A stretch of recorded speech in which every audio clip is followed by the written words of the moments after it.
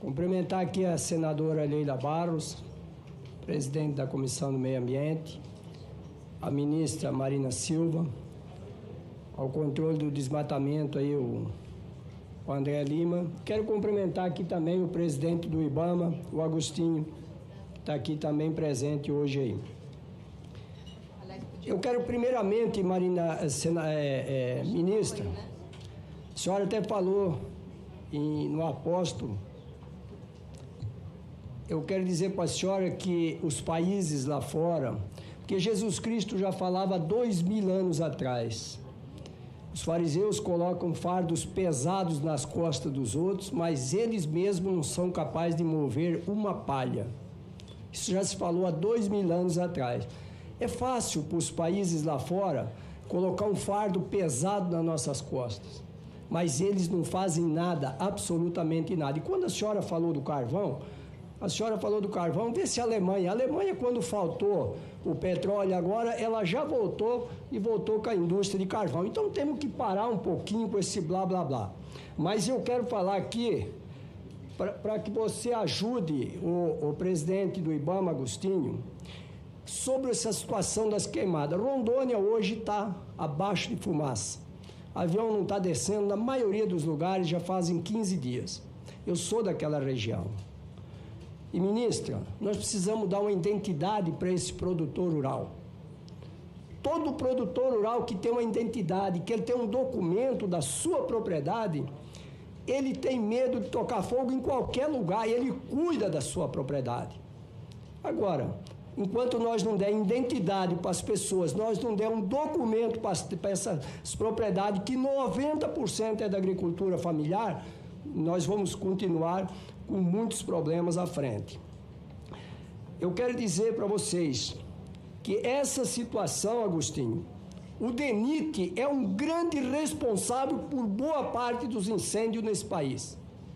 Começando de São Paulo até a divisa do Pará, até lá em cima, no estado do Acre, dividindo com a Bolívia e com o Peru lá em cima. Sabe por quê?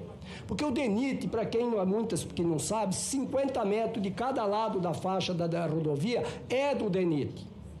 O que tem que ser feito, o ministro Agostinho? Tem que chamar todos os proprietários na beira de rodovia estadual, rodovia federal, as estradas vicinais. Nós precisamos fazer acero nessas rodovias. 30%, 40% dos incêndios começam na beira de rodovia. Queima tudo, está queimando aqui do estado de São Paulo. Pode entrar no Mato Grosso do Sul, Mato Grosso do Norte, Rondônia, o Acre. Queima tudo essas beiras de rodovia. Vocês imaginem, Agostinho, se nós fizéssemos um acero quando chega final de maio até o dia 15 de junho, desseca aquele capim aí na beira da rodovia e faz um acero de 3, 4 metros. Você vai queimar antes de a seca entrar. O capim não vai mais subir, não vai mais ter aquela bucha para queimar. Só que nada disso é feito. O DENIT não faz e nós também não temos autorização para fazer. Nós precisamos atuar na beira de rodovia. 40% desses incêndios no Brasil vêm em volta das rodovias. No Brasil, vocês imaginam um potássio saindo, adubo saindo do Canadá, da Rússia, dos países do Golfo, andando por aí e rodando muitas vezes 3, 4 mil quilômetros. Agora temos aquela jazida de Altazes. Tudo não pode nesse Brasil. Se não pode tirar a jazida, nós não podemos aumentar a nossa produtividade. Nós dependemos 92% do país lá fora. Quero dizer para vocês que o nosso produtor rural é um grande responsável, nós cuidamos das nossas propriedades. Olha, senadora Leila, nós temos um grande cuidado, ninguém quer que queime uma palhada de milho, ninguém quer que queime um pasto, porque isso é prejuízo para nós, para o produtor rural, gente. Pelo amor de Deus, outro dia eu vou aqui na frente da PGR, entre a PGR e o Lago Paranoá, tem queimadas de fogo em frente à PGR. Agora vocês imaginam, aqui dentro do Brasil, aqui dentro do contexto aqui, agora você imagina como que é essas beiras de rodovia. Quero dizer a você, André, que você vai participar, acredito, da COP30 2025, se vocês vão estar presentes, em novembro, acho que vai ser no Belém, lá no Pará. Vamos sim. Vamos dar dignidade, porque antes, eu quero que vocês entendam que antes de 2008, um produtor que tinha um documento de propriedade na Amazônia, ele tinha o direito de derrubar 50%, a partir do novo Código Florestal 20%. Agora, se não quer dar o direito para esse cara de 20% ele abrir, vamos fazer os países lá fora pagar para esse produtor. E vamos colocar isso lá na COP 30. Ele que pague pelos 20%, que o produtor, pela renda que ele poderia ter, ele não vai desmatar. Agora, não é justo você comprar um automóvel, andar 30 dias com a nota fiscal e depois perder o automóvel, porque você não pode documentar o automóvel. Então, nós temos que... Porque essas pessoas, não estou falando de mim, não tem nenhum problema disso, mas eu estou falando pelos produtores, pelo pequeno produtor. Quando a senhora fala, Marina, ministra, quando a senhora fala sobre essas grandes empresas, fizeram sim.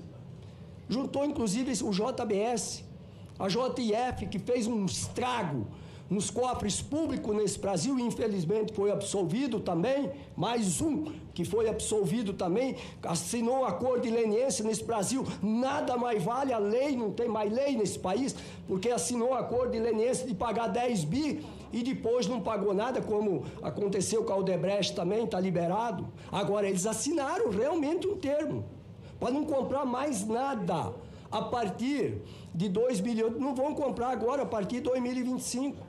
Aí a senhora acredita que uma pessoa que tinha o direito da sua propriedade de desmatar os 20%, ele fez 100% legal, e ele não tem o direito de vender?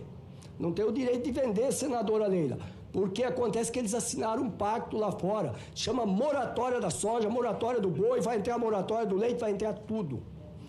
Então, isso tudo é preocupante no nosso país. Nós sabemos que o fardo é pesado para nós, nós sabemos.